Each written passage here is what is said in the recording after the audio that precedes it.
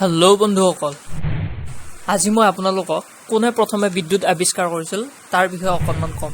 গতিকে ভিডিঅ'টো শেষলৈকে আপোনালোকে চাই যাব। বিদ্যুতৰ আৱিষ্কাৰ বেঞ্জামিন ফ্ৰেংকলিনে কৰিছিল, কিন্তু এই বিষয়ে কিছুমান মতানৈক্য আছে। কিছুমানে বিদ্যুৎ আৱিষ্কাৰ কৰাৰ বাবে বেঞ্জামিন ফ্ৰেংকলিনক কৃতিত্ব দিয়ে, কিন্তু তেওঁৰ পৰীক্ষাবোৰে কেৱল বিদ্যুৎ আৰু বিদ্যুতৰ মাজৰ সম্পৰ্ক স্থাপন কৰাত সহায় কৰিছিল। তেওঁ যিবোৰ পৰীক্ষা কৰিছিল সেই পৰীক্ষাবোৰে কেৱল বিদ্যুৎ আৰু বিদ্যুতৰ মাজত সম্পৰ্কহে স্থাপন কৰাত সহায় কৰিছিল বুলি এছাম বৈজ্ঞানিকে কয়, আৰু একো নহয় বুলিও তেওঁলোকে কয়।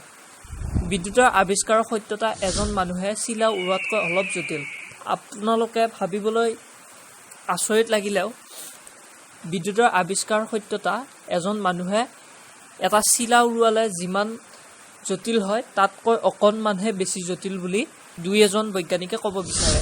ই প্ৰকৃততে 2000 বছৰতকৈও অধিক পুৰণি, আৰু এই চিলা উৰুৱাটো 2000 বছৰতকৈও অধিক পুৰণি বুলি বিজ্ঞানীসকলে কয়। অৰ্থাৎ আমি ভাবিবলৈ হ'লে বিদ্যুতৰ আৱিষ্কাৰ আজিৰ পৰা 2000 বছৰ আগতেই হৈছিল। এতিয়া আহিছোঁ আমি কেতিয়া বিদ্যুৎ ব্যৱহাৰ কৰা হৈছিল।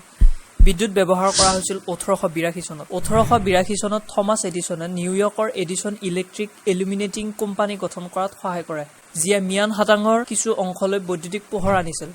কিন্তু প্ৰগতি লেহেমীয়া আছিল। বেছিভাগ আমেৰিকাবাসীয়ে 1882 চনৰ পৰা 1925 চনৰ সেই 50 বছৰ ধৰি গেছৰ পোহৰ আৰু মমবাতিৰে ঘৰত পোহৰ জ্বলাইছিল। কেৱল 1925 চনত আমেৰিকা যুক্তৰাষ্ট্ৰৰ সকলো ঘৰৰ মাত্ৰ আধাহে বৈদ্যুতিক শক্তি আছিল। এতিয়া আমি আহিছোঁ প্ৰথমে বিদ্যুৎ কেনেদৰে সৃষ্টি কৰা হৈছিল। বিদ্যুৎ উৎপাদনৰ মৌলিক নীতিসমূহ 1820ৰ পৰা 1830ৰ দশকৰ আৰম্ভণিতে ব্ৰিটিছ বিজ্ঞানী মাইকেল ফেৰাডেৰ দ্বাৰা আৱিষ্কাৰ কৰা হৈছিল। আগতে বিদ্যুৎ উৎপাদনৰ একমাত্ৰ উপায় আছিল ৰাসায়নিক বিক্ৰিয়া বা বেটাৰী কোষ ব্যৱহাৰ কৰা, আৰু বিদ্যুতৰ একমাত্ৰ ব্যৱহাৰিক ব্যৱহাৰ আছিল টেলিগ্ৰাফৰ বাবে। অৰ্থাৎ বিদ্যুতৰ একমাত্ৰ ব্যৱহাৰ কৰা হৈছিল টেলিগ্ৰাফৰ বাবে। বিদ্যুৎ থকা পৃথিৱীৰ প্ৰথমখন চহৰ কি আছিল? বিদ্যুৎ থকা পৃথিৱীৰ প্ৰথমখন চহৰ পাৱাছ আছিল। পাৱাছত কাউণ্টিং কোৰ্ট হাউচৰ ওপৰত 4টা ব্ৰাছ লাইট ৰখা হৈছিল আৰু অন কৰা হৈছিল। 1880 চনৰ 31 মাৰ্চ তাৰিখে পাৱাছত পৃথিৱীৰ প্ৰথম বৈদ্যুতিকভাৱে পোহৰ ৰখা চহৰ হিচাপে পৰিগণিত হয়। মূল ব্ৰাছ লাইটবোৰৰ এটা পাৱাছত কাউণ্টিং কোৰ্ট হাউচত প্ৰদৰ্শিত হৈছিল।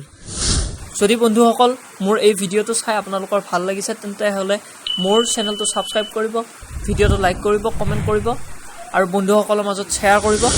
আৰু যদি কিবা ভুল পাইছে তেনেহ'লে কমেণ্ট ছেকশ্যনত আপোনালোকে লিখিব, আৰু যদি ভিডিঅ'টো ভালো লাগিছে তথাপিতো আপোনালোকে লিখি দিব। আগলৈকে মোৰ লগত থাকিব। মই এনেকুৱা ধৰণৰ কিছুমান প্ৰশ্নৰ উত্তৰ আপোনালোকৰ মাজত দাঙি ধৰি থাকিম। গতিকে আপোনালোকে চেনেলটো ছাবস্ক্ৰাইব কৰি ৰাখিব।